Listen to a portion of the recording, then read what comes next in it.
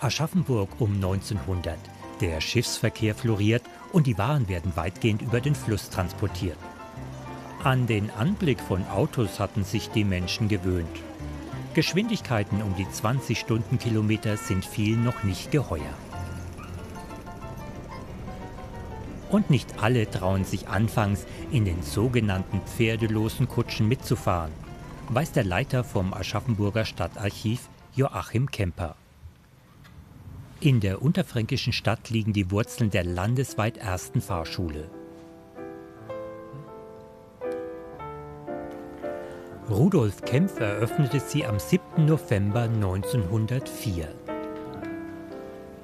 Mehr Automobile, wenig geschulte Fahrer gleichzeitig und insofern eine große Anzahl auch ziemlich krasser und schlimmer Unfälle. Und da wollte er einfach sozusagen einen Riegel vorschieben und dem Ganzen etwas abhelfen. Am ersten Kurs nehmen 36 Schlosser, Mechaniker und Automobilhändler teil. Frauen waren ausgeschlossen, nur unbescholtene Männer ab 17 Jahre lernen Theorie und Fahrpraxis, machen eine Schnellausbildung zum Sanitäter und Mechaniker. Es gab da spezielle Kurse für Chauffeure, beispielsweise auch ein Chauffeur des Königs von Griechenland hatte sich eingeschrieben. Das ist eine ganz spannende und lustige Geschichte. Also es war auch so, dass in Aschaffenburg Leute aus dem Ausland gekommen sind für diese Autolenkerschule. 10 Wochen dauert der Kurs in der Autolenkerschule Aschaffenburg. Und am Ende gibt es ein Zertifikat.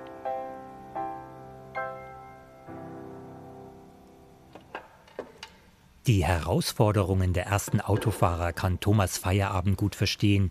Er restauriert und fährt diese alten Modelle. Die ersten Autos sind nicht leicht zu bedienen. Und zum Starten gab es hier verschiedene Einstellungen. Das halt die Magnete, der hatte Doppelzündung in dem Fall. Die mussten dann entsprechend angemacht werden. Das ist die Zündung, früh und spät. Zum Starten wurde es immer auf spät gemacht, weil er da langsamer dreht und beim Fahren auf früh. Das ist das Handgas hier.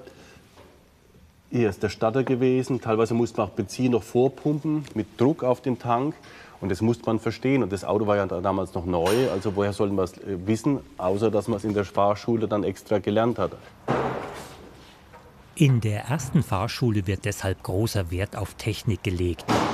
Pannen gehören damals zum Autofahren dazu, wie das Benzin.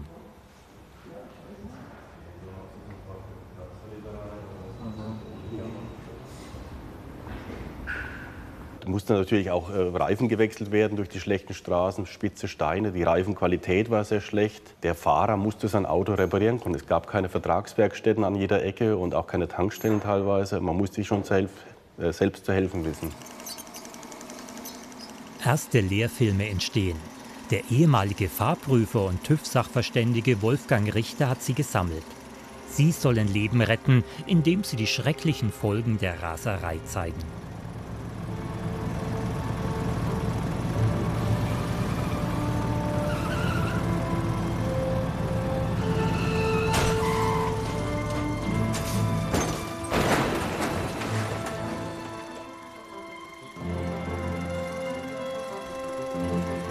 Seit 1958 dürfen Frauen unabhängig vom Einverständnis des Ehemanns oder Vaters sich zur Fahrschule anmelden. Laura Schmidt macht die ersten Praxisstunden am Simulator. Am besten nicht hinschauen. Die Hand hinführen, aber der Blick immer auf der Straße lassen. Dieser Simulator wurde in Aschaffenburg entwickelt. Hast du gelöst, ne? Ja. Gut, den brauchst du nicht. Ganz ohne Spritverbrauch können die Schülerinnen und Schüler Abläufe im Fahrzeug verinnerlichen. Und jetzt in den zweiten. Ein bisschen mehr. So, Blick nach vorne, Kupplung kommt raus und es wird beschleunigt. Dabei braucht es nach der Einweisung keinen Fahrlehrer mehr. Das spart Kosten. Der Simulator ist inzwischen vielerorts eine Ergänzung zur Fahrpraxis auf der Straße. Nicht die Kurve schneiden. Das nimmt einen auf jeden Fall die Angst davor, in einem richtigen Auto zu sitzen und das alles so auf einmal zu machen. Man wird hier wirklich sehr langsam, wird es einem alles erklärt und es macht schon auch Spaß. Man fühlt sich auch irgendwie ein bisschen besser und sicherer dann. Bis 1953 unterrichten nur Männer in Fahrschulen. Dann wird eine weitere Männerdomäne gebrochen und die ersten Frauen übernehmen. Frauen haben ja oft eine andere Herangehensweise als Männer.